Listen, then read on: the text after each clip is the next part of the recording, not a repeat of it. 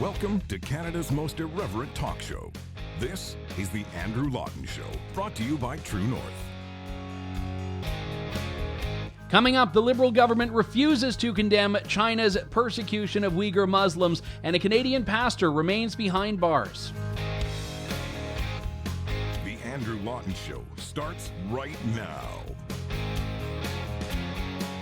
Welcome to the Andrew Lawton Show. This is Canada's most irreverent talk show here on True North. Great to have you tuned in to the program here. I am not abstaining from my duties as a broadcaster today, unlike Justin Trudeau and his cabinet when it came to a vote on human rights, which should have been right up Justin Trudeau's alley. This is the guy who, when he took office, proudly proclaimed that Canada's back. Yeah, after those terrible years in which Stephen Harper was the Prime Minister and Canada had lost its way on the foreign scene, Justin Trudeau was going to bring the country back. He was going to be a leader on the global stage, and he was going to get us a seat on the UN Security Council, and, well, that part didn't work out, but he was going to take a stand.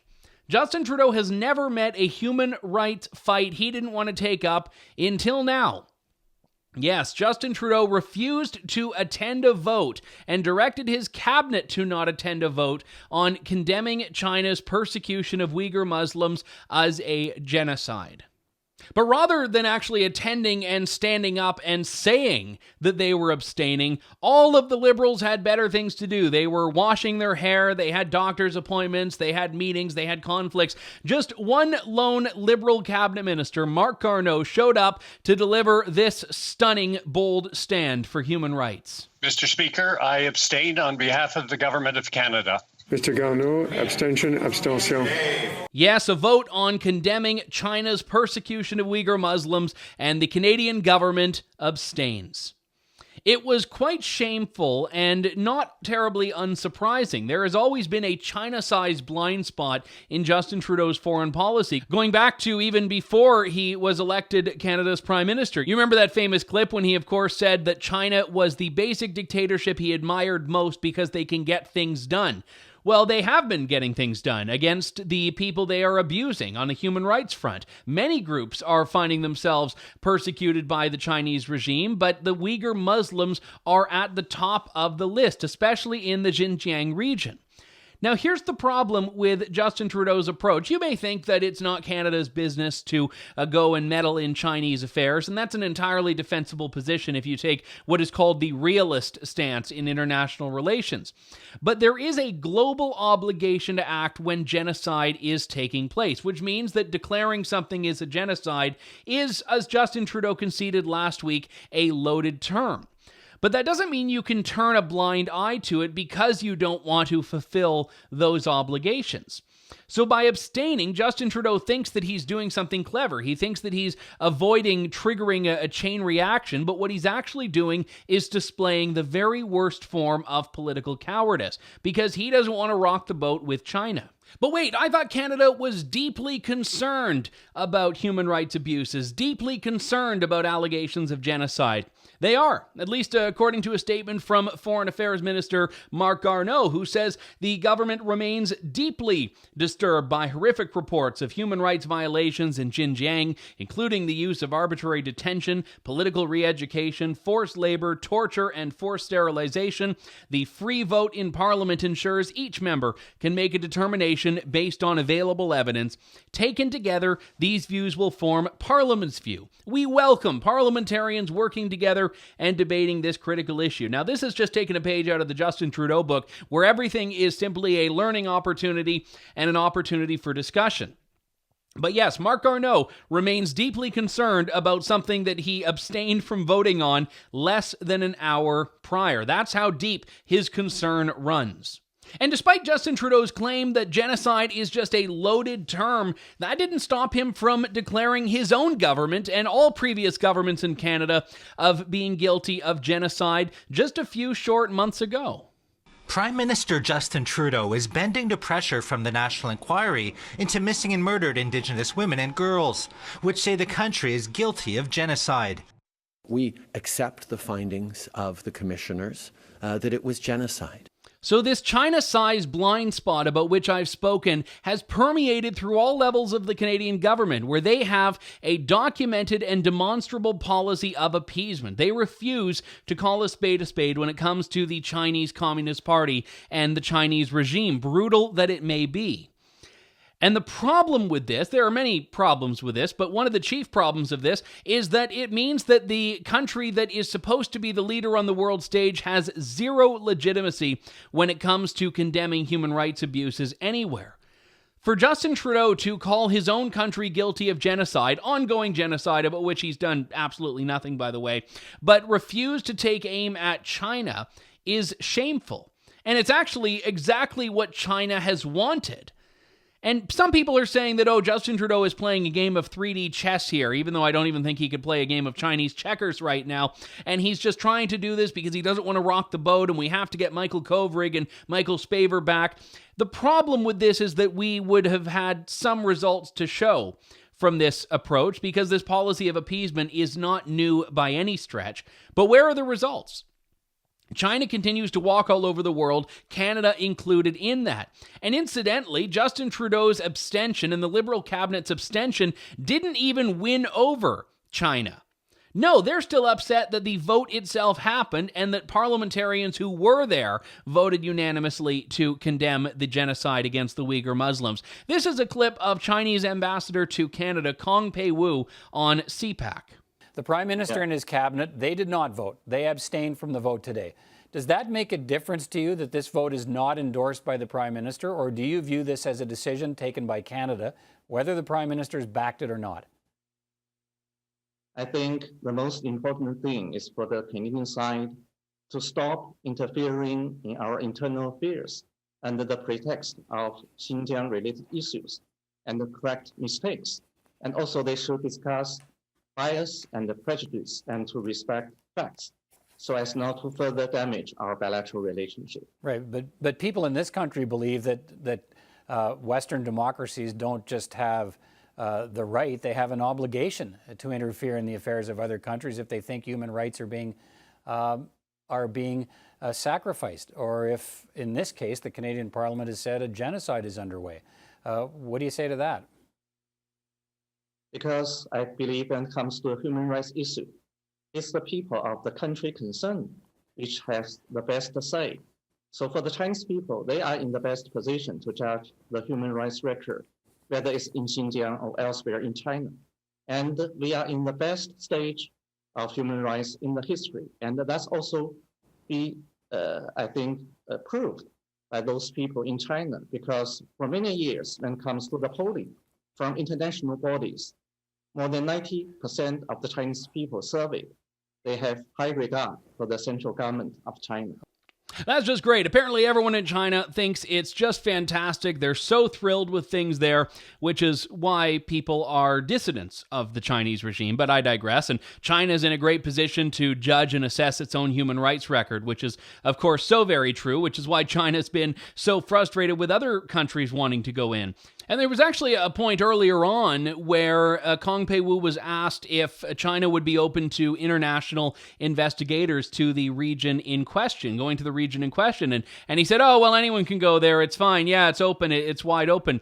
The problem with detention camps is that you can't get to the part where a lot of the detentions are taking place. So being able to walk down the street doesn't mean that you can say this is just a wide open, completely free society. Now, again, I go back to this idea that if you are Canada and you don't want to rock the boat with China, state that that's your goal.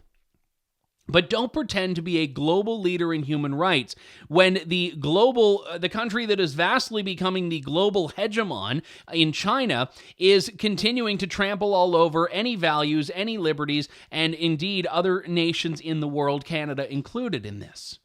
And remember, the Justin Trudeau China blind spot isn't just about refusing to criticize China, it's even about becoming an apologist for China. I know I've played this clip a couple of times, but I think it is so illuminating. Remember when people were raising questions about China's COVID-19 numbers, and by people I mean, hello, me, as well as countless others, from almost the very first month of the pandemic. And China which had repeatedly revised its numbers, seemed to be admitting that, hey, maybe the numbers weren't accurate at first. But the whole point of this is Patty Hajdu, the health minister in Canada, accused a reporter of feeding conspiracy theories for daring to ask about it. One of the most important things to understand about this pandemic, this global pandemic, is that as long as coronavirus exists in one country, it exists in all of our countries. That we actually have to work collectively as a world now to defeat this virus, to find better ways to treat and then eventually prevent this virus through vaccination or other kinds of methods. And that's going to take everybody working together. And all right, please let her finish. No. China has shown that they Ian. how so I would say that your question is feeding into the conspiracy theories that many people have been perpetuating on the internet. And it's important to remember that there is no way to beat a global pandemic if we're actually not willing to work together as a globe. And the reason I bring that up again now is to introduce this clip from an interview on CBC over the weekend with Rosie Barton with Peter Ben Embarek, who led the World Health Organization's so-called fact-finding mission to Wuhan. Here is Mr. Embarek. Okay, that's interesting. So if the outbreak was much wider in Wuhan in December 2019 than previously thought, what was it a lack of information that prevented the rest of the world from knowing that? What do you understand about why we didn't understand that before now? I think it's not so much about lack of information. In December, nobody knew more than we knew back in a month after, in fact. It was still very few cases that were detected, and that started the interest and the investigation into what was this new disease. And remember, at that time, we didn't know about all the mild cases, the symptomatic cases. So the only cases we could detect at that time were the severe cases with the severe pneumonia. So it was more about understanding that there was a lot of undetected cases in Wuhan than we knew about. We have been able through retrospective studies to find 174 confirmed cases in December, but probably these were all severe cases. So around this, there must have been many more mild cases.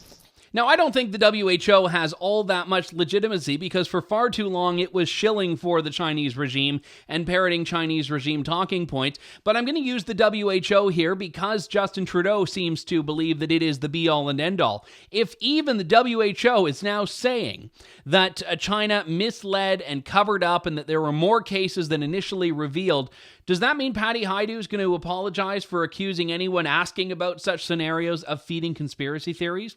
Why has the official position of the Justin Trudeau government been to appease and capitulate to China when anyone with a brain saw that China was not being an honest actor in all of this and continues to not be? Now, China's treatment of Uyghur Muslims is not the same as China's handling of the COVID-19 pandemic. I get that.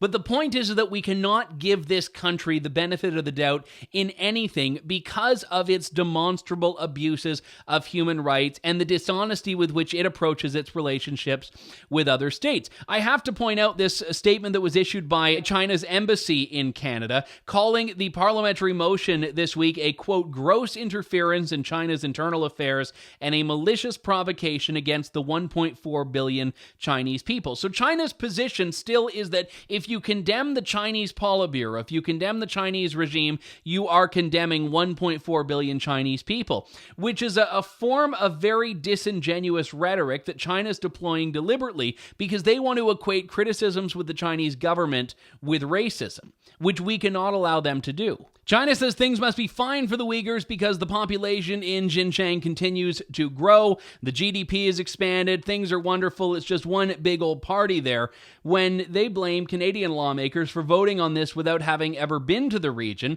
ignoring the volumes of evidence, the scads of evidence that have been unearthed by a number of states around the world and intelligence agencies about what China has been doing to this particular minority. But the whole point is this is not a new phenomenon. This is not at all a new phenomenon, and we have to stop treating China as though it has deserved the benefit of the doubt in anything. Now, there was a story in my neck of the woods that actually ties in with this in a way, because the Liberal cabinet and Liberal government may not want to criticize or condemn China, but Liberal MPs have been condemning a business in my city of London, Ontario, for daring to condemn the Chinese regime. The business is a pub called the Ale House in downtown London. I've been there. They actually have great wings, if memory serves.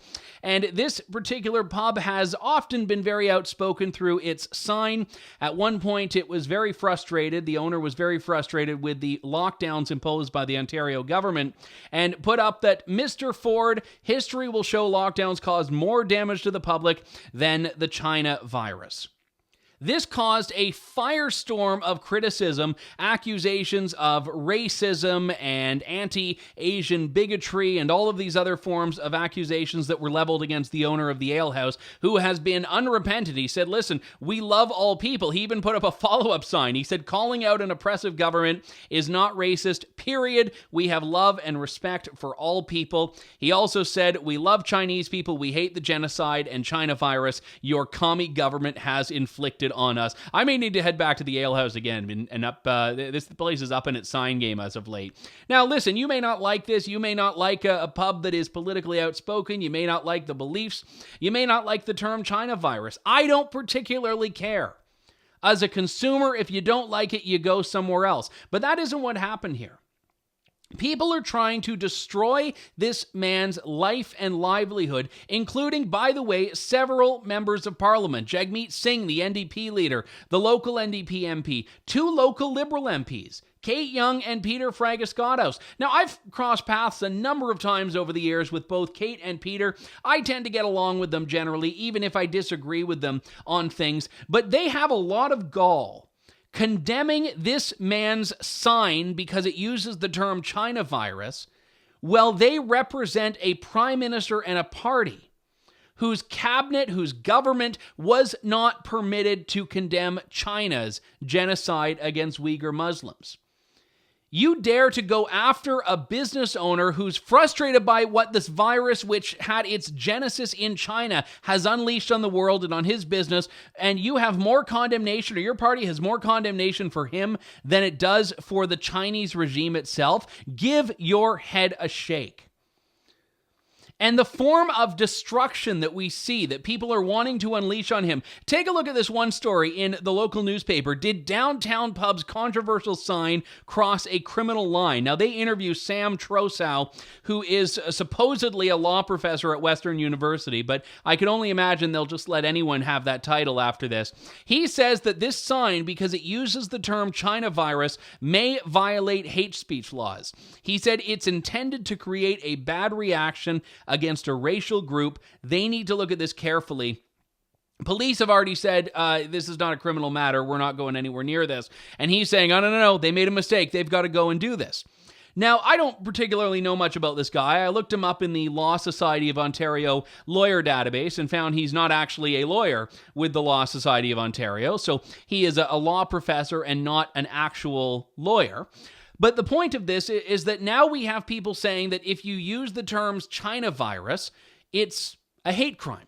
It's inciting, quote, a bad reaction against a racial group, unquote, despite the fact that we use geography all the time. Ebola has a geographic origin, or UK variant, oh no, that's illegal, or South Africa variant, how dare you? Brazil variant, oh no, you can't say that.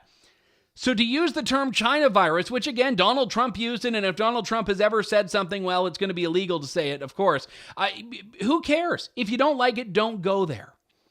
But the idea that people are more angry about someone using those two words together than they are at the Chinese communist regime, who allowed this pandemic to become as serious as it did by, as we talked about earlier, and as the WHO even recognizes, downplaying the numbers, downplaying the scope, downplaying the effect of this. We need to see more condemnation in any number of areas of what China is doing in the world right now. And the point that I raised earlier about how China is trying to equate criticism of the regime with criticism of the people is something we're seeing in this little example in London, Ontario, too, where if you take aim at a country's government, you are supposedly expressing racist thoughts against the people from that country when the two are not at all combined. If so, Justin Trudeau would have been calling every single Canadian guilty of genocide when he said the Canadian government was guilty of genocide. So now China is not just winning the economic war, but also winning the culture war, and Canadian politicians in the Liberal government are letting it happen. We've got to take a break. When we return, more of The Andrew Lawton Show here on True North. You're tuned in to The Andrew Lawton Show.